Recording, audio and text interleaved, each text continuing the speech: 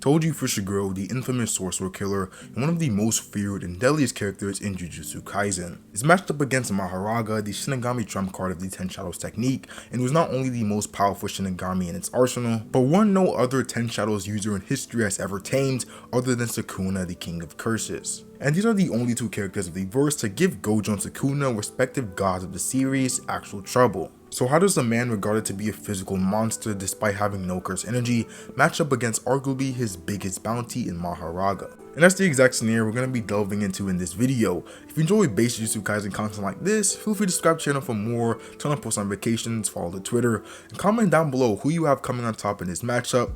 Without further ado, into the bloodbath.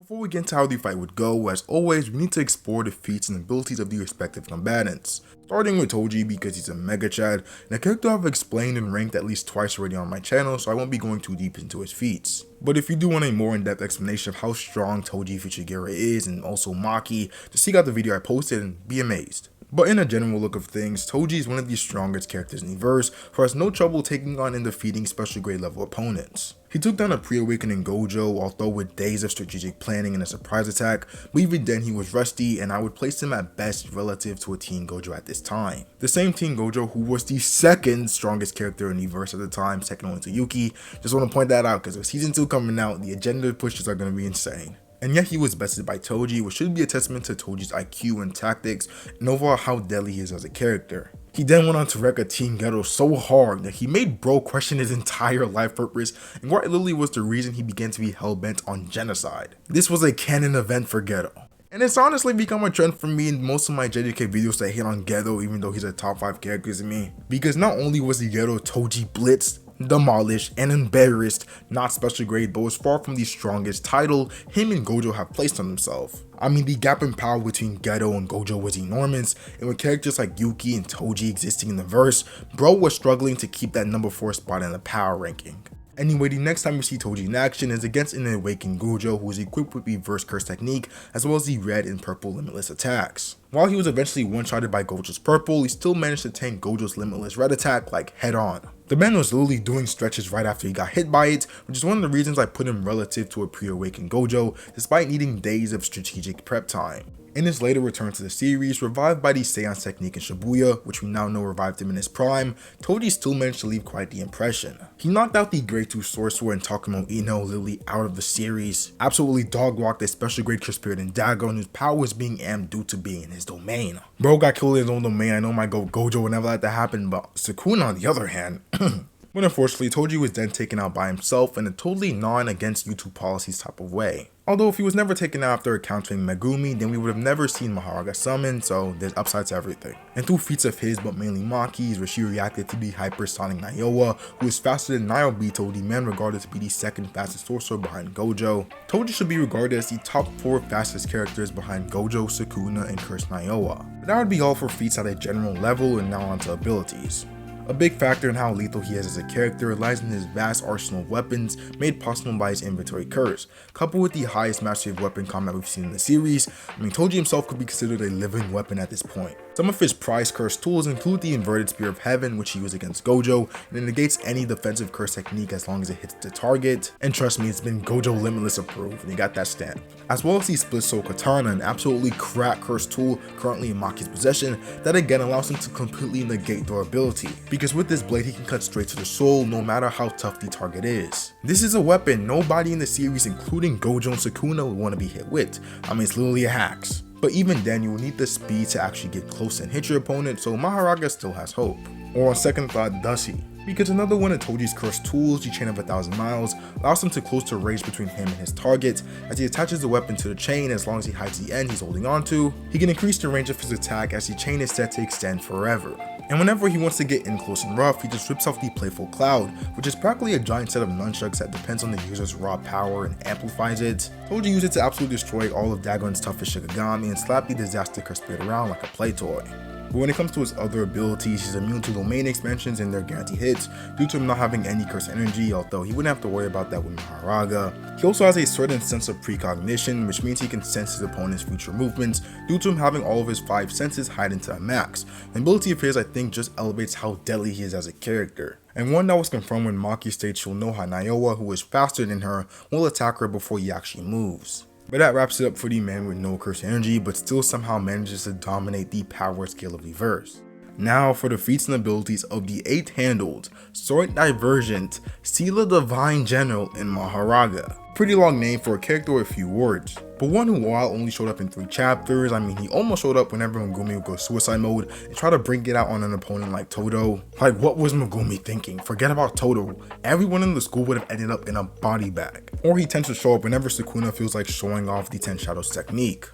Despite such small time in the series, Mahoraga still reigns as one of the most dangerous characters of the verse, an absolute predator, and probably the second strongest curse spirit behind Rika, the Queen of Curses. But specifically in regards to his feats and abilities, he is a unique case where his feats really depend on his ability. His only showing in the series was against a 15-finger Sukuna who just got finished dog walking a high tier special grade curse spirit in Jogo. And it's in the first stage of their encounter where Sukuna not only tanked an attack from him, but responded by dodging the next attack, repeatedly punching him in the face before Mahoraga could react. If it's not clear by now, Sukuna's speed far outclasses him, and then proceeding to hit Mahoraga with a couple of good old dismantle slashes. It's through this exchange, Sukuna learns that the initial attack was a positive energy imbued blade, and if he was a cursed spirit he would have died, and also notice that once the wheel on Mahoraga's head spun, the injuries from the dismantle slashes healed. Sukuna then attempts to hit him with another dismantle attack, but this time Mahoraga deflects it like it was another Megumi. And believe me when I tell you, Mahoraga had this dude's head bouncing on the pavement. But it's revealed that Mahoraga, through the 8-handled wheel on top of his head,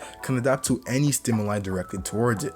This can be used defensively, as if he's hit with the same attack twice, he'll simply deflect it or heal from it. Or he can adapt to the enemy's defense and hit them with the sufficient power to break through, whether that be through a weakness like positive energy to cursed spirits, or simply overpowering them in cursed energy like he did to Sukuna. So yeah, shortly before Sukuna was able to confirm Mahoraga's ability, Mahoraga, who adapted to Sukuna's durability from his first attack, went on to simply smack him through like 4 buildings. Once Mahoraga realized that the only counter to Sukuna is just overpowering him, he was able to do simply that through adaptation. And Sukuna fully expected and prepared for Mahoraga's attack, as we've already established at this point, Sukuna has a higher speed and reaction speed than Mahoraga. So he was able to put his hands up well in advance to protect himself and possibly tank this attack. And yet Mahoraga sent him flying, which should place Mahoraga's attack power far above base Sukuna's when adapted, which should go to show how cracked this adapting ability is. If you can't kill him in the first attack, you better have a different or even stronger attack to throw at him, which is exactly what Sukuna did. Realizing that Mahoraga would just keep adapting to his attacks and increasing his attack power to match it, Sukuna decided to say well screw it and go all out with his domain expansion,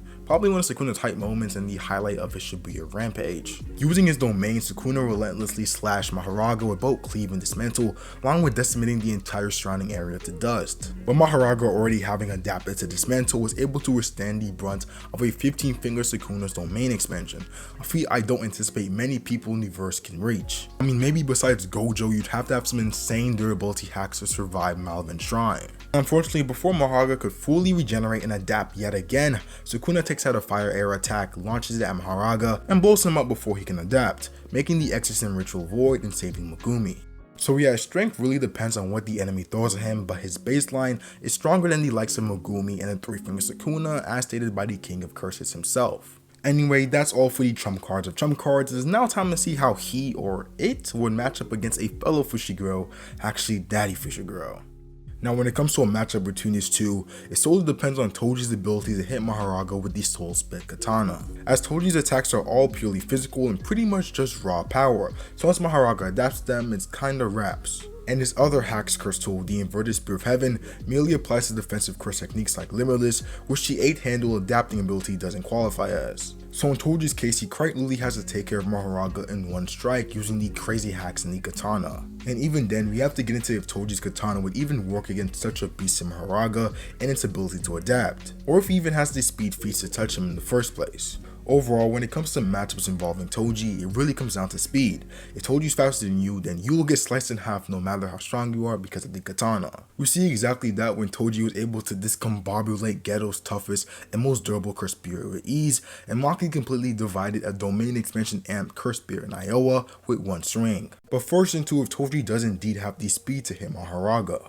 Now when it comes to Toji's speed, an aspect of his that is typically extremely inconsistent when scaled, because for starters, Maki and Toji are not faster than Kurasume Niowa and are not hypersonic. I went into this a little bit more in my Toji scaling video, so check that out, but practically Toji and Maki have a degree of precognition due to their heightened senses, and know how their enemy will move before they actually do it. This is apparent from the Maki Niowa fight where she literally says it to be so, and in the Gojo fight where there is a panel where Toji senses Gojo's counter and yeets himself out of the way before he got obliterated. Just because they are moving before the attack doesn't mean they are moving faster than the actual attack, but they are at least faster than a human Niowa, who is the speed of sound, making them around top 4 in speed. Another pretty good speed feat is when Toji blatantly blitzed a 1 on Nayabito, who again was regarded to be the second fastest sorcerer behind Gojo. Immediately after he pummeled Dagon out the story, who he's also faster than, Nayabito, Nanami, Maki, and Megumi had all turned their attention to Toji in his next move. It was in this moment Toji grabbed Megumi and carried him through the window and onto the street below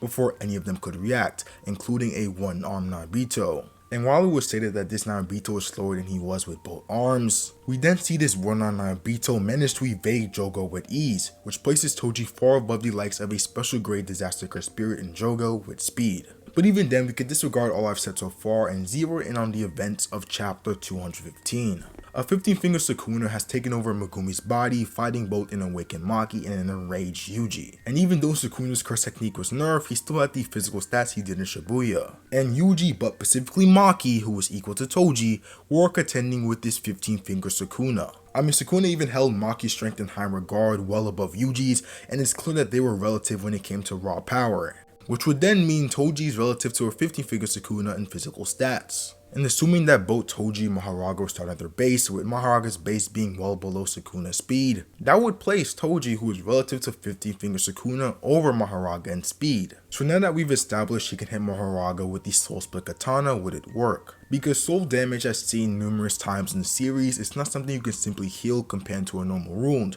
which is why a character like Mahito is so dangerous. The soul is also not something everyone can attack or is even aware of. Typically, when you pair up a soul manipulator like Mahito against someone who is even aware of the soul and how to protect it, it's shown to be raptured, and I mean the only strategy against Mahito so far was to either run away from him or keep him from touching you, or just beat him down till he can't use his curse technique anymore. Also stated that Mahoraga can adapt to any and all stimuli directed towards it, so does that include soul damage? Now, a pretty interesting topic that I've seen float around the JJK community is if reverse curse technique, or in this case Mahoraga's adaptation ability, can heal the soul. We even see Maki question this when she first encounters Sukuna in Megumi's body, as she was considering using the Soul Split Katana. And while it hasn't been confirmed by Gege, my answer to that question would be yes it can. Because not only did Kenjaku say in chapter 91 that the soul was the body and the body was the soul, and this is coming from someone who's been up in a lot of bodies, well, pause, but Kenjaku's body count must be crazy high, and someone who is generally well aware of the soul. We also see Mahito change the shape of his soul and thus change the shape of his body. And I'm confident if there was a character who had a body manipulation of some sort, that the soul would go to fit with the body. So while they may be completely two different things, they are still in essence one. They're connected. Yeah, I know it's weird, but it'll make sense. I mean, when you take a look at the Culling games and the reincarnated sorcerers from the past that participated in it, Kenjaku is placing and awakening their souls into the bodies of people of the present, and the soul would then suppress the original soul, and the body would begin to look similar to the old soul's body in the past. As we see with Kashimo and Ryo and how they look a lot like their past counterparts, with the only exception being Sukuna and Yorozu, who are implied to be aware of the soul and on a whole other level from the others from the past. If the soul was a completely detached thing from the body, then the body wouldn't change to fit it, and it would just be a possession like Sukuna and Yuji, when we see the exact opposite in Kashimo and Ryu. Overall, the soul and the body are one, and it was important to point that out because if you can heal the body, you can heal the soul. I mean, we see a Kurasume Niowa who got hit by the Soul Split Katana many times, and his body simply healed from it. And considering innate curse techniques are imprinted on souls, Gojo right now in the manga fighting against Sukuna in a mega deathmatch is somehow using reverse CT to recharge his limitless technique, which was burnt out after using a domain expansion. The same limitless curse technique that is tied to the soul. So in the case of the soul split katana being able to cut straight to the soul, I believe that really only pertains to bypassing their ability no matter what, and not actually doing some sort of special unhealable damage. Which would mean when it comes to these slashes from the soul split katana, Toji's only hope, well, Mahoraga would simply adapt to it. And then with spawn, what has to be an insane amount of power to manage to harm Toji. Again, the only way to defeat Mahoraga is to hit him with a different form of attack, but equal even more power than the last one. Sukuna used Malevolent Shine, then used Fire. Toji, without the attacks from the Soul Split Katana being unhealable, really can only stab, slash, pound, plow, look cool. Overall, purely physical attacks. Even though we've already established that Toji has way better attack power and attack speed than the baseline Mahoraga, once he gets one good slash in or maybe just attempts to cut him to pieces, something I don't doubt he can do, Mahoraga would simply adapt because it's all physical attacks. And the gun thing is certainly not working on Mahoraga. I'm pretty sure Toji just pulled it out to troll Ghetto. So yeah, maybe Toji can slice him into bits, pull out Playful Cow and just smash his head in, pull out some secret machine gun and just go to ham. Mahoraga is probably responding with a level of power similar to a limitless purple attack from Gojo that ended up putting down Toji, so he's kinda cooked. Yeah, not gonna lie, I came into this expecting to find some way to give this to Toji because he's Toji, but it's looking like it may be a mid to high diff for Mahoraga. Toji simply doesn't have an answer no matter how cool he is, no matter how much of a stan I am. But a fight like this would be insane and one filled with absolute carnage and destruction, and it'd just be absolutely hyped to see Toji struggle against the bounty. But unfortunately, it looks like he won't be cashing in this one. So yeah, this is the end of the video. We're going back to back with the first videos, and overall, we're going crazy in July. And if you enjoy base Jujutsu Kaisen content like this, make sure to subscribe to the channel for more, turn on post notifications, follow the Twitter, we going crazy over there too. Check out the Toji scaling video for more Daddy Fushiguro content. And most importantly, make sure to comment down below who you have winning this matchup and other verse scenarios you want me to cover. And yeah, I lied, Toji's pulling out a bazooka and ending Mahoraga. Have a nice day.